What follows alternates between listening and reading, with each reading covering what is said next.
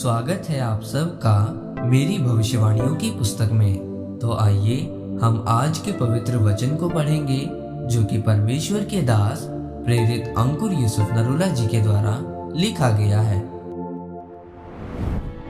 परमेश्वर के ज्ञान का महत्व, जैसा कि होशे की पुस्तक अध्याय 4 उसकी 6 आयत में लिखा है, मेरे ज्ञान के ना होने से मेरी प्रजा नाश हो गई।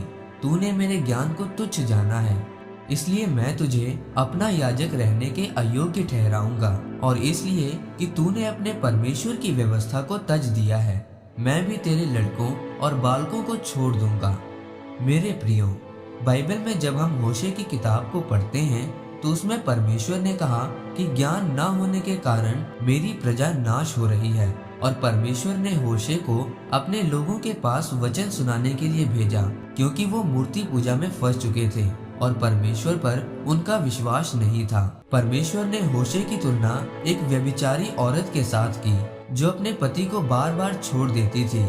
उन लोगों ने भी ऐसे ही किया, वो परमेश्वर को छोड़कर और दूसरे देवी देवताओं की पूजा करने लगे, क्योंकि उनको परमेश्वर के वचन का ज्ञान नहीं था। मेरे प्रियो, आज भी कुछ लोग ऐसे ही हैं जो परमेश्वर को मानते हैं पर वचन को नहीं पढ़ते, वचन पर मनन नहीं करते, फिर वो पाप करते हैं, फिर उनके जीवन में दुख, मुसीबत और परेशानी आती है। फिर वो परमेश्वर को बुरा बोलते हैं और कहते हैं कि हम तो मसीह हैं, तो हम पर फिर भी दुख मुसीबतें क्यों आई, क्योंकि उनको परमेश्वर के वचन का ज्ञान नहीं है। वो भी अन्य जातीय लोगों की तरह करते हैं। मेरे प्रियो, आपको दुख, मुसीबत, बीमारी आपको तब ही छोड़कर जाएगी जब आप प्रार्थना करते हो, वचन को पढ़ते हो और उस पर मनन करते हो।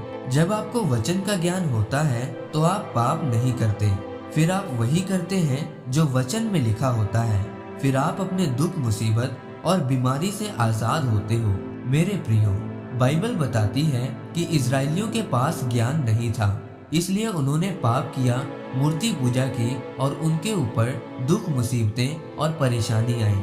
पर जब उन्हें परमेश्वर के वचन का ज्ञान हुआ, फिर उन्होंने परमेश्वर से माफी मांगी और परमेश्वर ने उन्हें माफ किया। इसलिए मेरे प्रियो, परमेश्वर के वचन को पढ़ें और उस पर मनन करें और अपने पापों की माफी मांगे।